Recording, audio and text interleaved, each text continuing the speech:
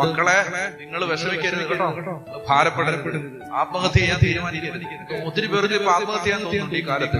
ആത്മഹത്യ ചെയ്യാൻ തോന്നുന്നത് എപ്പോഴാണെന്നറിയോ? ഞാൻ പറയട്ടെ, ആത്മഹത്യ ചെയ്യാൻ തോന്നുന്നത്, പിശാച് ആത്മഹത്യ ചെയ്യാൻ തോന്നിപ്പിക്കുന്നത് നാളെ രാവിലെ 8 മണിക്ക് നിന്റെ അനുഗ്രഹത്തിന്റെ വാതിൽ തുറക്കപ്പെടുമെങ്കിൽ തലേന്ന് രാത്രി 9 മണി മുതൽ നിനക്ക് ചാവാൻ തോന്നും. ചാവരുത് കേട്ടോ, നാളെ നിന്റെ അനുഗ്രഹത്തിന്റെ ദിവസമാണ്. നീ അത് കൊണ്ട് കളയരുത്.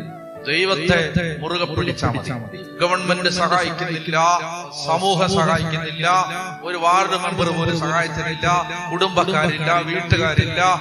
എന്തിനാണ് ചീടുകളുടെ സഹായം? സുപ്രീം കോടതി ഇരിക്കുമ്പോ ലോക്കൽ കോടതി കയറി ഇറങ്ങി നിരങ്ങണോ? ഏത് സമയത്തും ഓടിച്ചെല്ലാവുന്ന ഒരു വീട് നിനക്കുണ്ടെന്ന് ഓർത്തോണം. നിനക്ക് ധ്യാനഗുരുവിനെ കാണാൻ അപ്പോയിന്റ്മെന്റ് വേണ്ടി വരും, പക്ഷെ ധ്യാനഗുരുവിന്റെ ദൈവത്തെ കാണാൻ ഒരു അപ്പോയിന്റ്മെന്റും വേണ്ട. മേളിൽ പിടിച്ചോണം.